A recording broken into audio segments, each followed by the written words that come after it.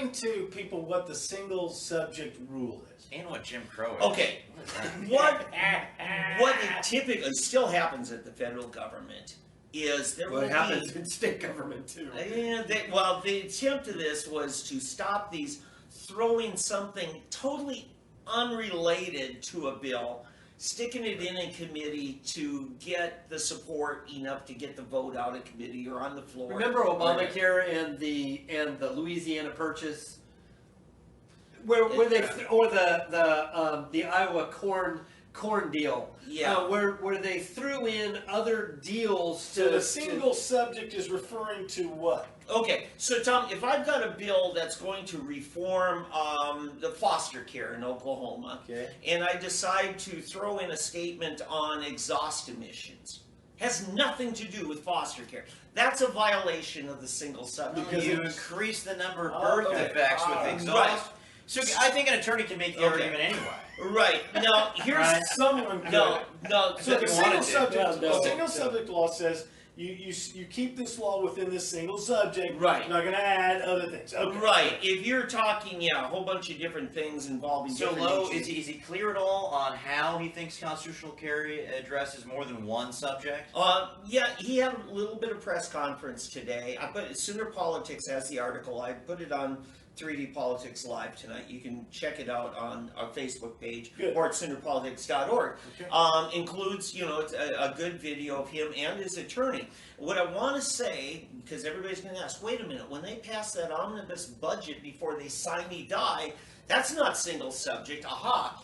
That is actually the carve-out in the single subject statute. They says, unless it's a appropriations bill for the agency, they said, that's fine. Funding all the agencies in one budget, that's okay. Right. So that's, it in a nutshell. But they can't go outside of appropriations and bring in other pet projects that people want. Hey, if I get you your bill here done and we bring it into this one, then you'll give your vote, right? Yeah. That's it does away with that. Yeah, that kind of log rolling. It's actually log rolling is the other term you'll hear. It's the same thing. But here's what happens, and this is actually a good reform if our courts will respect what the spirit of the law is, because you don't want people selling their votes, saying, if you'll include this, I'll do that. Right. Things like, well, I'll agree with that budget if you increase the highway speed limit. Well, and that's exactly why I brought up the Louisiana Purchase. Yes. Mary Landrieu in Louisiana sold her, she's a Republican, sold her vote for Obamacare because of a bunch of money that was going to be infused, federal money that was going to be given to her state for some pet projects that she wanted done. Oh, okay. And they had the corn not a futures federal or the law, corn no. purchase as well for an Iowa senator who they needed. That's as true. part of the Nebraska. Or Nebraska. Yeah. Now, here's the other thing I want to say, and that was Ben Nelson, Nebraska. Yeah. That was done that. But here's what happens.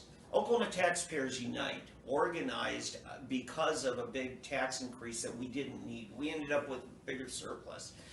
When it passed the House, we went to the Capitol. U.S. Senator Tom Coburn was there with us. They had not yet passed the Senate.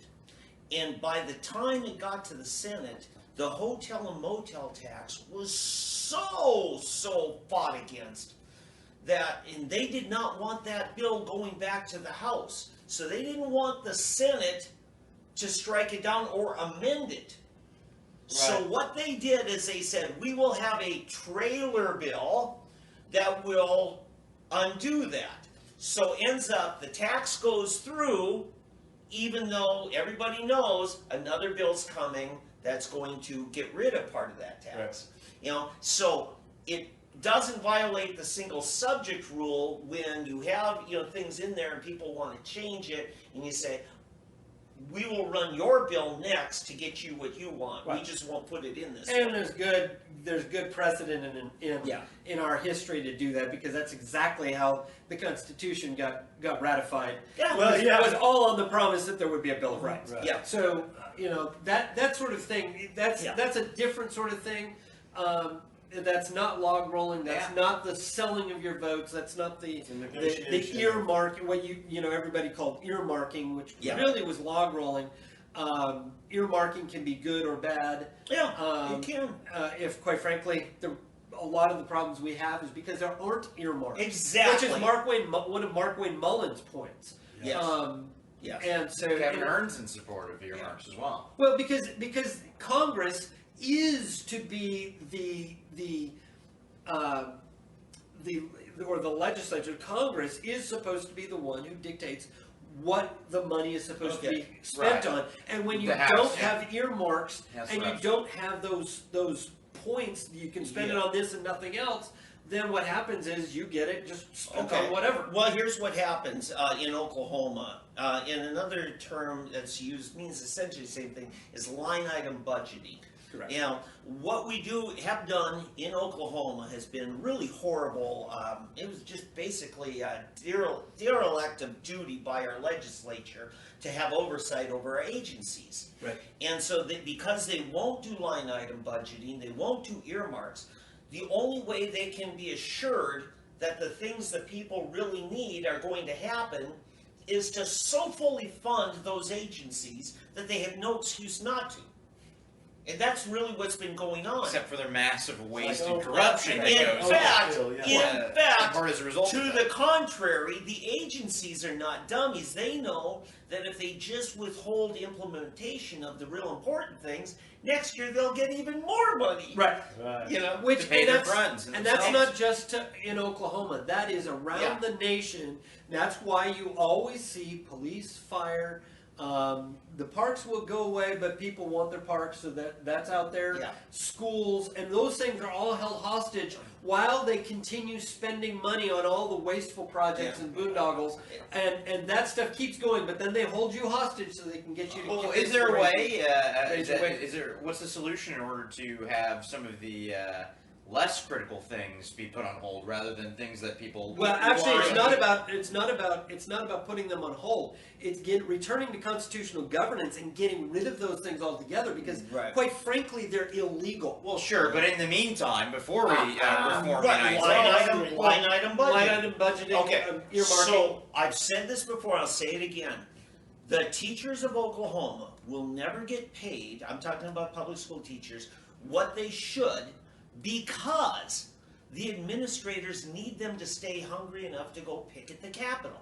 Correct. Because Right. what happens is the school districts just get this lump sum money. Now they do get mandates with it, but the administrators first pay themselves.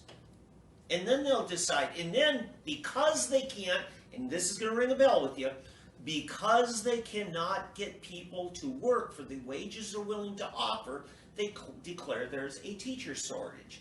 And then they'll say, we need alternative certification.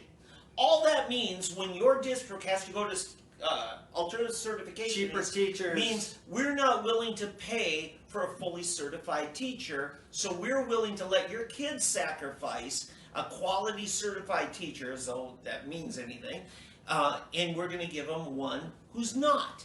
And then followed up by crying and whining that we don't have certified teachers. Right. When you just created the problem yourself. Yes. In fact, I think it's Jenny Graham wrote an article for the Tulsa World opinion piece that I'm going to touch on next week.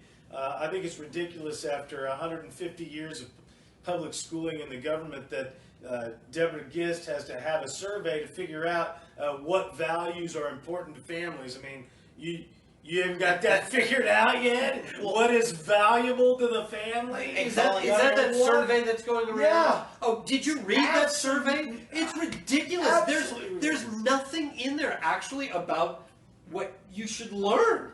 Yeah. I mean, It's there was nothing. absolutely It was ridiculous. Shows you their absolutely priority. ridiculous. Well, she's an East Coast educator. That's what she is. And who are her top administrative staff? All East Coasters. well, and it's a classic leftist tactic, and we know that bureaucrats overwhelmingly, even in red states like Oklahoma, they're overwhelmingly Democrats or leftists. Are we gonna- And it's having their cake and eating it too. They create the problem and they sell you the Right. solution to fix it. They're the responsible for the problem, and they're responsible for a continuation of the problem because they are the ones that primarily benefit from it. They use it as leverage for their next proposal and their next pay raise. I think we're cutting out of here unless we're going to do one more subject, or we out of here. No, just want to say David D'Ambroso for Broken Arrow School Board. Oh, there you go, yeah. No. Don't run for an illegal post. Listen to this guy. Yeah, Hey, I I'm love my Tom friends. McKay, your host for 3D Politics every Monday at 7 p.m. All three of the most important Davids right here in Oklahoma.